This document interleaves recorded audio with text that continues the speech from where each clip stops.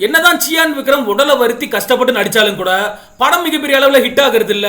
ஆனா இப்ப young directors வராங்க, சிம்பிளான கான்செப்ட் எடுத்து வராங்க, படம் மெகா ஹிட் ஆகுது. இதனாலதான் சியான் விக்ரமே தன்னோட முடிவை மாத்தி இருக்காரு. அதாவது நல்ல கான்செப்டோட இருக்கக்கூடிய 2 இளம் இயக்குநர்களோட கதையை ஓகே பண்ணியிருக்காரு அப்படின்னு சொல்லப்படுது. என்ன நடந்திருக்கு அப்படின்றத பத்தி டீடைல்டா பார்க்கலாம். சியான் விக்ரமுக்கு கடந்த சில வருடங்களாவே போராட்ட கிளம்ப தான் இருந்திருக்கு.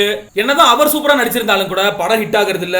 கடின உழைப்புக்கு பெயர் போன சியான் விக்ரமே ஃபீல்ட் அவுட் ஆகிற நிலையில இருக்கிறது தான் பாக்கிறதுக்கே ரொம்ப கவலையா இருக்கு. ஒரு காலத்துல பல கமர்ஷியல் மூவிகளை ஹிட் கொடுத்துக்கிட்டு இருந்த ஒரு நடிகருக்கா இந்த ஒரு நிலைமை அப்படின்ற மாதிரி ரசிகர்களுமே ரொம்ப அதிர்ச்சி அடைஞ்சிருக்காங்க. சமீபத்தில் வெளியான தங்கலான் திரைப்படத்திலேயுமே உயிரை கொடுத்து நடிச்சிருந்தாரு சியான் விக்ரம் அப்படின்னே சொல்லலாம். இருந்தாலும் கூட அந்த படம் சரியா போகல, எதிர்பார்த்த அளவுக்கு வசூலையுமே ஈட்டல. இந்த ஒரு படமானது நமக்கு கம்பேக்கா இருக்கும் அப்படின்னு சொல்லி சியான் விக்ரமே ரொம்ப நம்பி இருந்தாரு. ஆனா அவருக்கு இப்ப ஏமாற்றம் தான் மிஞ்சிருக்கு. சியான் விக்ரம் நடிப்புல வெளியான துருவ நட்சத்திரம் திரைப்படமானது அப்ப வெளியாகும் இப்ப வெளியாகும் சொல்லிக்கிட்டு இருந்தாலும் கூட படம் பத்தின எந்த அப்டேட்டுமே வெளியாகல. இது இல்லாம இப்ப சியான் விக்ரம் அவர்கள் வீரதீர சூரன் படத்தை தான் மிகப்பெரிய அளவில் நம்பி இருக்காரு.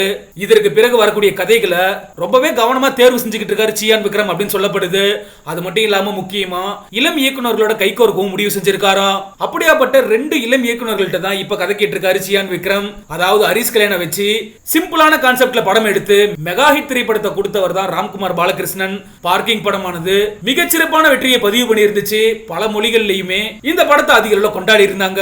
இந்த நிலையில தான் இயக்குனர் ராம்குமார் பாலகிருஷ்ணன் கிட்ட ஒரு கதையை கேட்டிருக்காரு சியான் விக்ரம். கதை ரொம்பவே பிடிச்சிட்டதுனால அந்த படத்துக்கு சியான் விக்ரம் உடனடியா ஓகே சொல்லியிருக்காரு. அது மட்டும் இல்லாம மாவீரன் படத்தை எடுத்த அஸ்வின் மடோனா கிட்டையும் ஒரு கதையை கேட்டிருக்காரு.